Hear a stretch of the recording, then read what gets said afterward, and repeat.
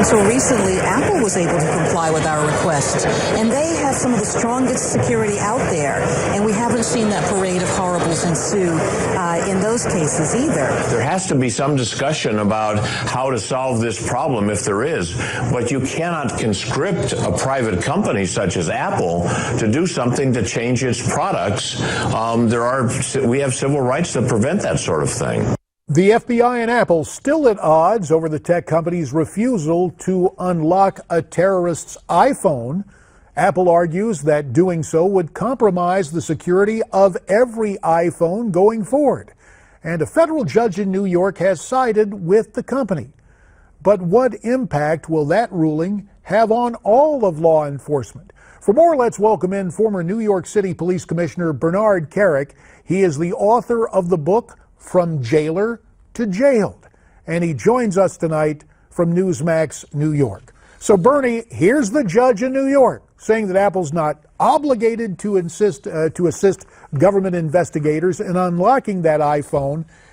This ruling, does it permanently damage the FBI's ability to get this info from Apple?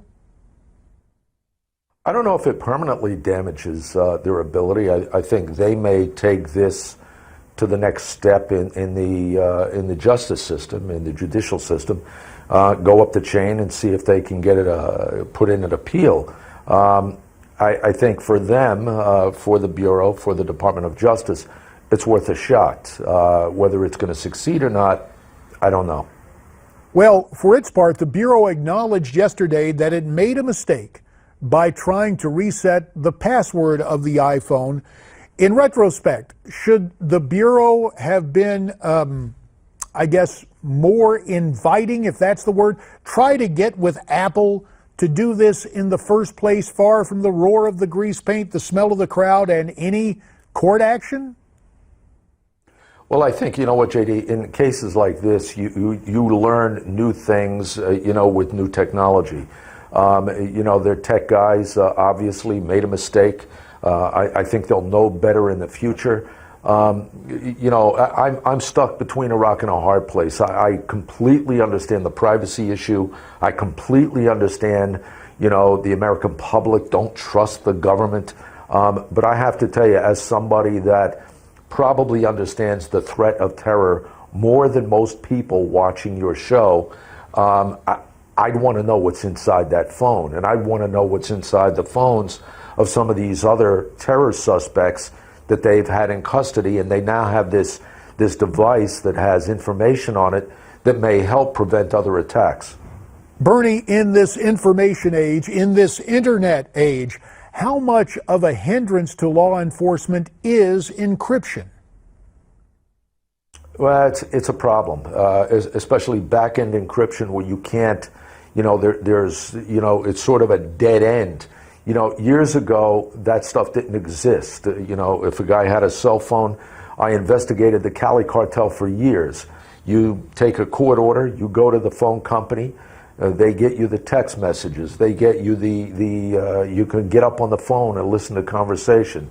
Today, there's sort of a brick wall at the end of some of these apps where you get nothing. And, for past tense purposes of things that might have happened is one thing. But my bigger issue with this is if you can prevent an attack based on something that was in that phone, that's extremely important. Bernie, there have been some voices raised, some critics out there of Apple's situation internationally. For example, so much manufacturing goes on in communist China, the Chinese drive a hard bargain. They demand that you give them your trade secrets to do business there. And there's a suspicion that the Apple CEO, standing so tough against American law enforcement, would be compliant and assist the Chinese. Do you believe that, in fact, is the case? We've got about a minute. No, I think, Mr. Cook, I think that's the critics out there talking a bunch of stuff that they really have, it's speculation, if anything. I don't think that's the case. I think Apple is a company that wants to do the right thing, but they have to protect their product. They have to protect their clients, and they have to live within the bounds of the Constitution, and they think that this falls outside the bounds of the Constitution.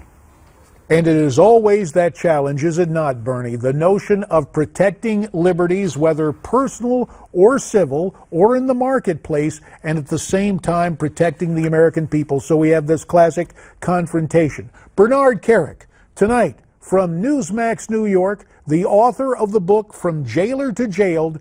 Sir, we thank you for your insights and analysis, and we'll continue to monitor these developments. You heard what Bernie had to say.